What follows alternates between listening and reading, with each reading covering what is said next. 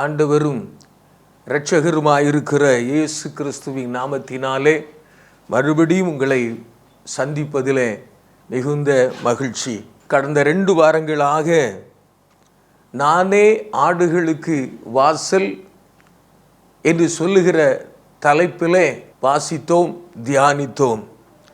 இப்பொழுதும் அதே வசனத்தில் இன்னொரு காரியத்தை நான் சொல்ல ஆசைப்படுகிறேன்.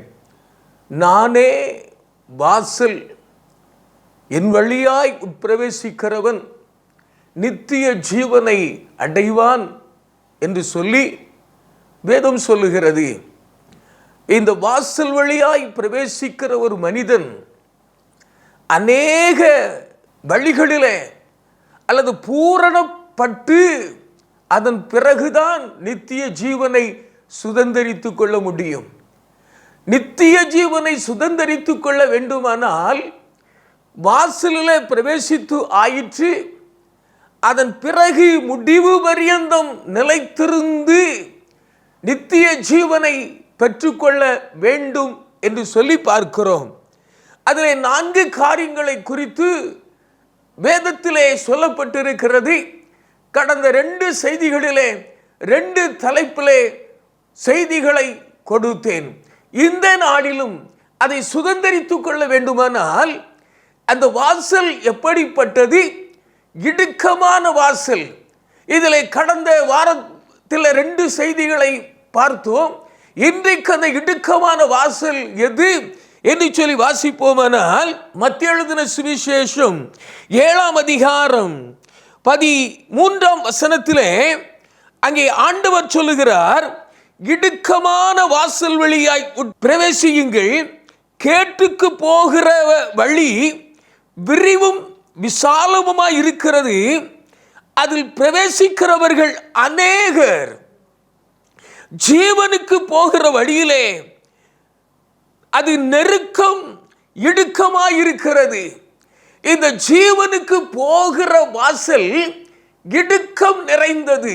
அது என்ன இடுக்கம், என்ன நெருக்கம் என்று சொல்லி வேதத்திலே வாசிப்போமானால், அடுத்த வசனம் சொல்லுகிறது, கள்ள தீர்க்கதரிசிகளுக்கு எச்சரிக்கையாயிருங்கள் என்று எழுதுகிறார். இந்த இடுக்கமான வாசல் என்ன? நமக்கு முன்பதாக கள்ள தீர்க்கதரிசிகள் ஏற்படுத்தி இருக்கிறார்கள், அல்லது கள்ள தீர்க்கதரிசிகள் நமக்குள்ளே வாசம் பண்ணுகிறார்கள். அவர்கள் ஆட்டுத்தோலை போர்த்தி கொண்டு உங்களிடத்திலே வருவார்கள், அவர்கள் உள்ளத்திலோ பட்சிக்கிற ஓநாய்கள் என்று எழுதப்பட்டிருக்கிறது. அப்படியானால் நம்முடைய விசுவாசத்தை குலைத்து போடுகிற அல்லது வாசல் வழியாய் பிரவேசிக்க கூடாதபடி இடுக்கமான ஒரு வாசல் என்ன? கள்ள தீர்க்கதரிசிகள் அல்லது உபதேசம். ஆண்டவருடைய உபதேசத்திற்கு விரோதமாக செயல்படுகிற காரியத்தில் அநேகர் வழி விலகி போகிறதை நாம் பார்க்கிறோம். எனக்கு அருமையான கர்த்தருடைய பிள்ளைகளே, ஆண்டவருடைய வேதம் சொல்லுகிறது, 2 பேதுரு 2ஆம் அதிகாரம் 1ஆம் வசனத்தில் நீங்கள் வாசித்து பார்ப்பீர்களானால் அங்கே வேதம் இவ்விதமாக சொல்லுகிறது. 2 பேதுரு 2ஆம் அதிகாரம் 1ஆம் வசனத்திலே வாசிப்போமானால், கள்ள தீர்க்கதரிசிகளும் ஜனங்களுக்குள்ளே இருந்தார்கள், அப்படியே உங்களுக்குள்ளும் கள்ள போதகர்கள் இருப்பார்கள். அவர்கள் கேட்டுக்கு ஏதுவான வேத புரட்டுகளை தந்திரமாய் நுழைய பண்ணி தங்களை கிரயத்திற்கு கொண்ட ஆண்டவரை மறுதலித்து தங்களுக்கு தீவிரமான அழிவை ஏற்படுத்தி கொள்ளுகிறார்கள் என்று வாசிக்கிறோம். எனக்கு அருமையான கர்த்தருடைய பிள்ளையே, வாசல்களுக்குள்ளே பிரவேசித்து ஆயிற்று, விசுவாசிகளாய் மாற்றப்பட்டு இருக்கிறோம், ஆண்டவரை விசுவாசிக்கிறோம். ஆனால் அதிலே நிலைத்திருக்கிறோமா என்பதுதான் இன்றைக்கு அநேக கேள்விக்குறியாய் இருக்கிறது. அநேகர் இன்றைக்கு விசுவாசத்தை விட்டு வழி விலகி போகிறதை நாம் பார்க்கிறோம். காரணம், கள்ள உபதேசங்கள் இன்றைக்கு சபைகளுக்குள்ளே பெருகி போயிற்று. ஆகவே தான் பேதுரு சொல்லுகிறார், கள்ள தீர்க்கதரிசிகள் உங்களுக்குள்ள இருக்கிறது போல கள்ள போதகர்கள் இருக்கிறார்கள். அவர்கள் வேத புரட்டர்களாய் காணப்படுகிறார்கள் என்று வேதம் சொல்லுகிறது. கடைசி காலத்தில் வந்திருக்கிறோம். இன்றைக்கு சபைகளுக்குள்ளே கள்ள போதகர்கள் பெருகி இருக்கிறார்கள். விசுவாசத்தை விட்டு வழிவிலகி போகிற அநேகரை நாம் பார்க்கிறோம். எனக்கு அருமையான கர்த்தருடைய பிள்ளையே, அது என்ன உபதேசம்? கள்ள உபதேசம். இந்த உலகத்தில் நம்முடைய கண்களால் பார்க்கிற ஒரு காரியம் என்ன? ஒரு சில நாட்களுக்கு முன்பதாக ஒருவேளை இந்த ஊழியரை நீங்கள் பார்த்திருப்பீர்கள், அவருடைய செய்திகளை நீங்கள் இருந்திருப்பீர்கள். அதனுடைய உபதேசம் என்ன? அவர்கள் சொல்லுகிற ஒரு காரியம், 40 நாட்கள் உபவாசம் இருப்பதை பார்க்கிலும் நடனமாடி கர்த்தரை நடனமாடி கர்த்தரை துதித்தால் விடுதலையாக்கப்படுவீர்கள் அல்லது ஆசீர்வாதத்தை சுதந்தரித்துக் கொள்வீர்கள் என்று சொல்லி நடனமாடுகிறதை பார்க்கிறோம். நம்முடைய கண்களுக்கு முன்பதாய் அது வெட்ட வெளிச்சமாய் இருக்கிறது. ஒருவேளை நீங்கள் இந்த செய்தியை கேட்டுக்கொண்டிருக்கிற கர்த்தருடைய பிள்ளையே, நடனமாடுகிறதுல என்ன தவறு இருக்கிறது என்று சொல்லி நீங்கள் அறிந்திருக்கலாம். ஆனால் அவருடைய உபதேசம் என்ன? உபவாசம் இருக்கிறதை பார்க்கிலும், உபவாசத்தை ஏற்படுத்துகிறதை பார்க்கிலும் நடனமாடினால் போதும் என்று சொல்லி இன்றைக்கு பிரசங்கிக்கிறதை பார்க்கிறோம். இதுதான் கள்ள உபதேசம். ஆண்டவரே சொல்லியிருக்கிறார், இந்த ஜாதி பிசாசு உபவாசத்தினாலும் ஜெபத்தினாலும் அன்றி போகாது. உபவாசம் எவ்வளவு மேன்மை உள்ளது! உபவாசம் தேவனுடைய பிரசன்னத்தை கொண்டு வருகிறது. உபவாசம் கர்த்தருடைய சமூகத்தில் காத்திருந்து ஜெபிக்கிறதினால் ஆத்துமா பலனடைகிறது. வேதத்தில் வாசிக்கிறோம் அல்லவா, கர்த்தருக்கு காத்திருக்கிறவர்கள் புது பலன் அடைவார்கள். என கருமையான கர்த்தருடைய பிள்ளையே, இன்றைக்கு ஒரு பிசாசை துரத்த வேண்டுமானால் உபவாசம் தேவை. ஒரு விடுதலை வேண்டுமானால் உபவாசம் தேவை. இயேசு கிறிஸ்துவே 40 நாட்கள் உபவாசம் இருப்பது உண்மையானால், நீங்களும் நானும் எவ்வளவாய் உபவாசம் இருந்து ஜெபிக்கிறவர்களாய் இருக்க வேண்டும். ஆண்டவருடைய சமூகத்திலே உபவாசம் இருந்து காத்திருந்து ஜெபிக்கிறவர்களாய் இருக்க வேண்டும். அதனாலே அப்படிப்பட்ட கள்ள உபதேசங்களினாலே அநேகர் இன்றைக்கு சந்தோஷப்படுகிறார்கள். சபைகளுக்குள்ளே கைதட்டி வரவேற்கிறதை பார்க்கிறோம். என கருமையான கர்த்தருடைய பிள்ளையே, இது வேத புரட்டு என்பதை அறிந்து கொள்ள வேண்டும். பரிசுத்த கலாத்து சபைக்கு பவுலடிகள் எழுதுகிறார், புத்தி இல்லாத கலாத்தியரே, புத்தி இல்லாத கலாத்தியரே, நீங்கள் இவ்வளவு சீக்கிரமாக தேவனை விட்டு உங்களை பிரித்தவன் யார்? பவுலடிகள் சொல்லுகிறார், உங்களுடைய விசுவாசத்தை விட்டு பிரித்தவன் யார்? அப்படியானால் கள்ள உபதேசம் அவர்களுக்குள்ளே இருந்தது என்பதை மறந்து போக வேண்டாம். கலாத்தியர் 4ஆம் அதிகாரத்திலே 3ஆம் அதிகாரத்திலே, புத்தி இல்லாத கலாத்தியரே, நீங்கள் சத்தியத்திற்கு கீழ்ப்படியாமல் போகத்தக்கதாக உங்களை மயக்கினவன் யார்? மயக்கமான உபதேசங்கள். என கருமையானவர்களே, இன்றைக்கு நாம் கரிசனை உள்ளவர்களாக, இன்றைக்கு நாம் விழித்திருக்கிறவர்களாக காணப்பட வேண்டும். பவுலடிகள் சொல்லுகிறார், உங்கள் சிலுவையில் அறையப்பட்ட இயேசு உங்கள் கண்களுக்கு முன்பதாக பிரத்யட்சமாய் வெளிப்பட்டாரே. சிலுவையில் அறையப்பட்ட இயேசு உயிர்த்தெழுந்தவராக உங்களுக்கு முன்பதாய் பிரத்யட்சமாய் வெளிப்பட்டாரே. இவ்வளவு சீக்கிரமாக உங்களை மயக்கினவன் யார்? உங்களை மயக்கினவன் யார்? பவுலடிகள் சொல்லுகிற ஒன்றை மாத்திரம் உங்களிடத்திலே அறிய விரும்புகிறேன். நியாய பிரமாணத்தின் கிரியைகளினாலா, விசுவாசத்தின் கேள்வியினாலா, எதினாலே ஆவியை பெற்றீர்கள்?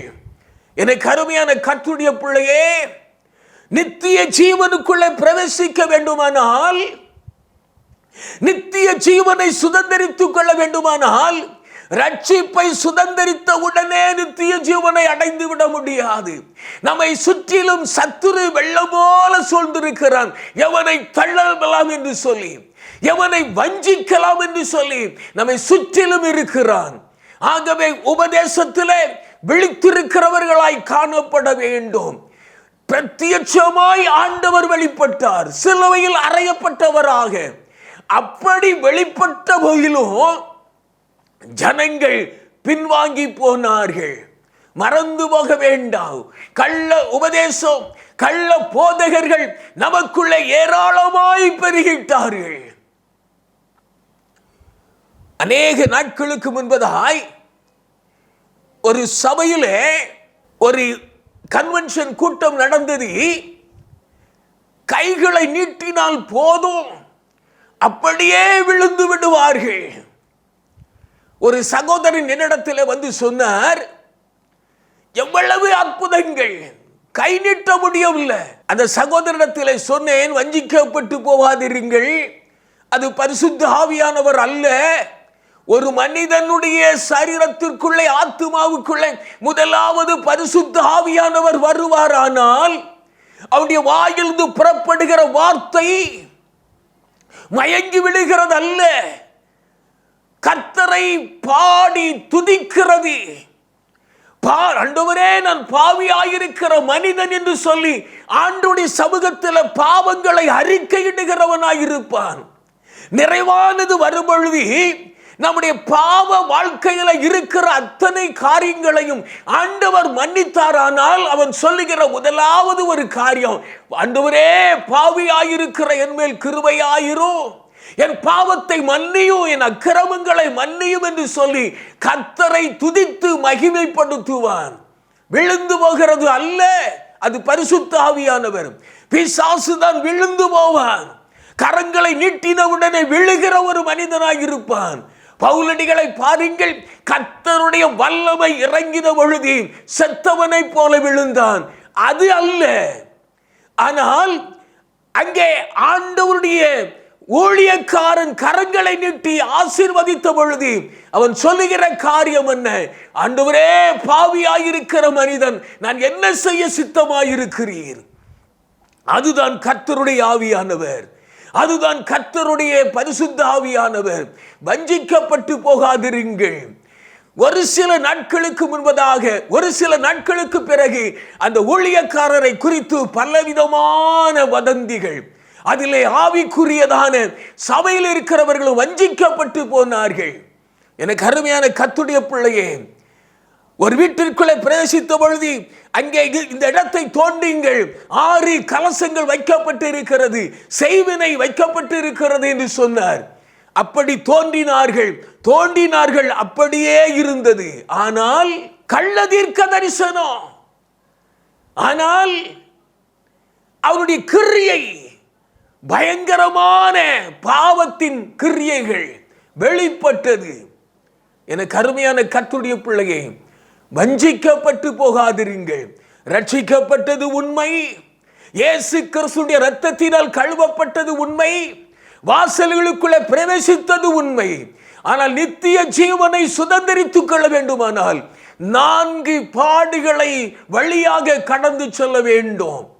மூன்றாவதாக பார்க்கிறோம், கள்ள தீர்க்கதரிசிகளுக்கு எச்சரிக்கையாயிருங்கள். வேதத்தில் எழுதப்பட்டிருக்கிற வார்த்தையின்படியே நடப்பதற்கு நாம் கற்றுக்கொள்ள வேண்டும். இன்றைக்கு 1000 உபதேசங்கள் வரலாம். இன்றைக்கு அநேகருடைய தர்க்கங்கள் என்ன? அந்நிய பாஷை உண்டா இல்லையா? ஒரு பக்கம் உண்டி, ஒரு பக்கம் இல்லை. நீங்களும் நானும் எதை பிடித்துக் கொள்ள போகிறோம்? உண்டு என்று சொல்லுகிறதை நம்புகிறோமா, இல்லை என்று சொல்லுகிறதை நம்புகிறோமா? யோசித்து பாருங்கள். நீங்களும் நானும் யார் என்ன சொன்னாலும் சரி, வேதத்தில் என்ன எழுதப்பட்டிருக்கிறதோ வேத எழுத்தின்படி நடக்கிறவர்களாய் இருப்போமானால் நித்திய ஜீவனை சுதந்திரித்துக் கொள்ள முடியும். ஒரே ஒரு நிமிடம் கண்களை மூடி, ஆண்டவரே, எனக்கு முன்பதாக அநேக உபதேசங்கள் வைக்கப்பட்டிருக்கிறது, நான் நித்திய ஜீவனை பெற்றுக்கொள்ள ஆண்டவரே உண்மையான வாசல் வழியாக நான் பிரவேசிக்க எனக்கு உதவி செய்யும் என்று சொல்லி ஜெபிக்கலாமா? பரிசுத்த இரட்சகரே, உம்முடைய பரிசுத்த வார்த்தைகளுக்காக நன்றி செலுத்துகிறோம் ஐயா. அநேக வஞ்சிக்கிற உபதேசங்கள் இந்த உலகம் முழுவதும் பரவி இருக்கிறது. ஆண்டவரே, நாங்கள் அவைகளை ஆராய்ந்து அறிந்து நித்திய ஜீவன் வழி எது என்று சொல்லி அறிந்து கொள்ளுகிற ஞானமுள்ள இருதயத்தை நீர் எங்களுக்கு தந்தருளுவீராக. ஆண்டவரே, சத்தியத்தில் வழி நடத்துவீராக, சத்தியத்தை போதிப்பீராக. நீர் எங்களோடு கூட பேசி வழி நடத்தும். ஆண்டவருடைய கரத்தில் ஒப்பு கொடுக்கிறோம். ஆண்டவர் அப்படி செய்கிற கிருபைகளுக்காய் ஸ்தோத்திரம், ஸ்தோத்திரம், ஸ்தோத்திரம். இயேசுவின் நாமத்தினால் ஜெபிக்கிறோம் பிதாவே. ஆமேன், ஆமேன்.